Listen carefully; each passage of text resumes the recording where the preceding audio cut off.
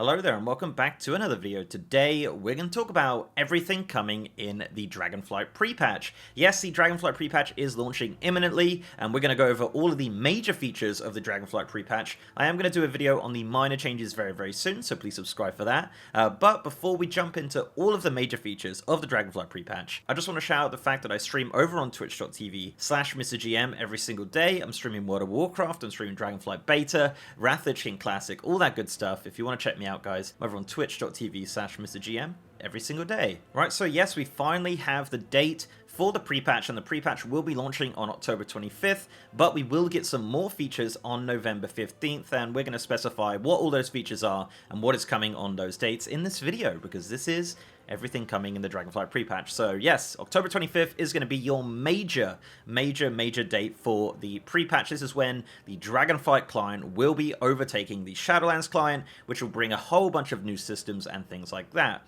So let's begin by talking about what is coming on October 25th, 2022.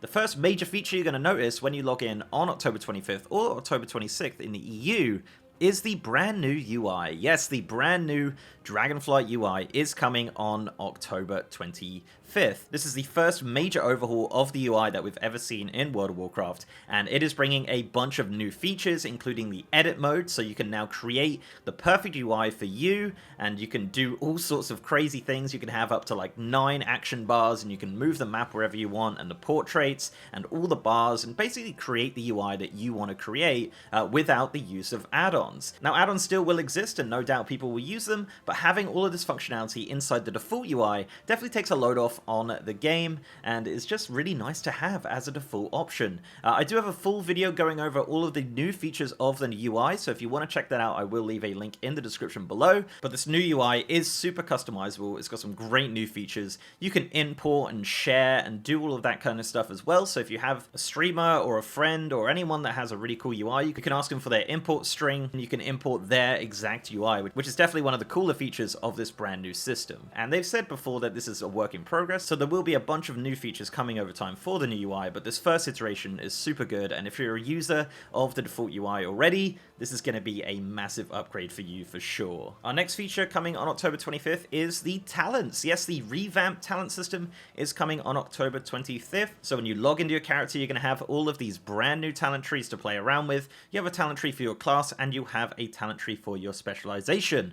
This includes all new spells and tier sets and legendaries going baseline with your character. So it's going to be really cool to see what people come up with. Blizzard have added the option of starter builds as well, so if you don't know what to pick, you can just simply pick the default Blizzard starter build to kind of get you started and kind of understanding where you're at with the talent trees. These talent trees are shareable as well, so if you make a brilliant talent tree or your friend makes a brilliant talent tree, you can take that and import it straight into your talents, which is awesome. It's one of the best features there, and these talents are changeable as long as you're outside of combat. So if even out in the world you don't need to be in a rested location, these talents are super free to be changed, and you can have loadouts saved and everything. There's so many cool options with the talent builds, and I think people are going to have a lot of fun playing around with it. I've been on the beta since it was alpha, and having these talent trees and just being able to swap and change on the go has been super great, and I've been having a lot of fun with it. So yeah, new talent trees are coming on October 25th with the pre-patch launch. Another thing to be excited for on October 25th is the addition of rogue, priests, and mages for every single race. Yes, rogue, priests, and mages will be available to every race as of October 25th,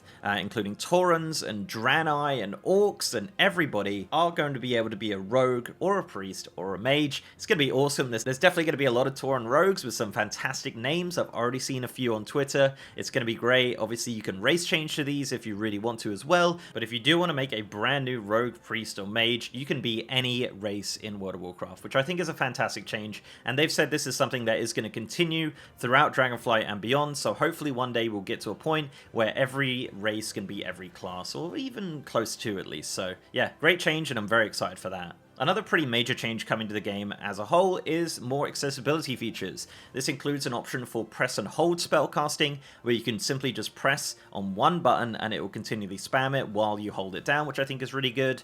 You've got interact keys and gamepad support. I did a whole video on the gamepad support and the press and hold features and the accessibility options, so if you want to check those out, I'll leave a link below. The gamepad stuff is super exciting. They've added gamepad support for Xbox remotes and PlayStation remotes and Switch remotes and things like that. that, so that's very exciting. The press and hold stuff and the interact keys are also a part of the gamepad support, but also an accessibility feature.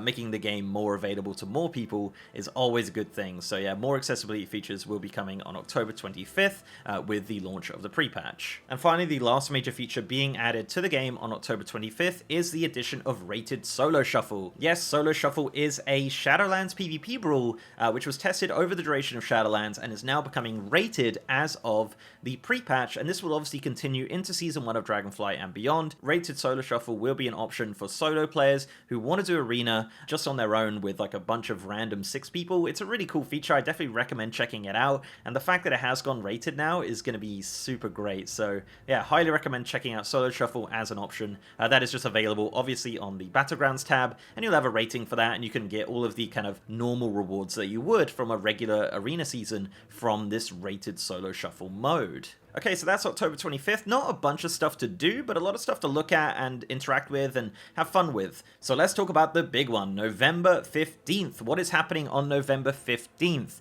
Well, on November 15th, you'll have access to the Dracthyr Evoker, the brand new race class combination of Dragonflight. This is going to be super great. You need to pre-order Dragonflight if you do want to access them on November 15th. This comes with the brand new Dracthyr starting zone, the Forbidden Reach. You'll be able to play through that and level all the way to level 60 and do Shadowlands content with your Dracthyr Evoker. They've actually added some content for the Dracthyrs in Shadowlands, and I have a video going over that if you want to check that out. But you will be able to create and play and do all the fun things with your Dracthyr Evoker as of November 15th, which is 2 weeks before the expansion launches. Also coming on November 15th is the pre-patch event. Yes, the pre-patch event for Dragonflight will begin on November 15th. This includes elemental invasions in Badlands, Ongoro Crater, Tearsfall Glades, and Northern Barrens. The rewards from this include some catch-up sets at item level 252, which are a unique appearance, so I definitely recommend going and get those. Also a brand new toy and a brand new limited time heirloom is going to be available during this pre-patch event. If you want to find out more details about the pre-patch event, once again, I do have a video fully going over the event, so if you want to check out like the minor details that are going on there and how to obtain all of these items and things, I do have a video on that. Also Uldaman Legacy of Tyr, the brand new wing of Uldaman, will be available during this time for 2 weeks only at level 60. This will drop item level 278 item level gear, so if you want to test out those brand new talents, your Dracthyr Evoker, all that good stuff, you'll be able to do Uldaman Legacy of Tyr throughout the entirety of the 2 weeks leading up to the Dragonflight launch. Also on November 15th is a pretty major change to Chromie time and leveling. Yes, on November 15th, Chromie time will be going from level 10 to 50 to level 10 to 60. Yes, you'll be able to level all the way up to the current max level of the pre-patch through Chromie time. You can choose any expansion you like, and that includes Shadowlands. Yes, if you have a brand new character, you will now have the choice to level from level 10 to 60 through Shadowlands content, but as mentioned, you can do it through Pandaria, or you can do it through the Legion content, or Walls of Draenor, or whatever you like,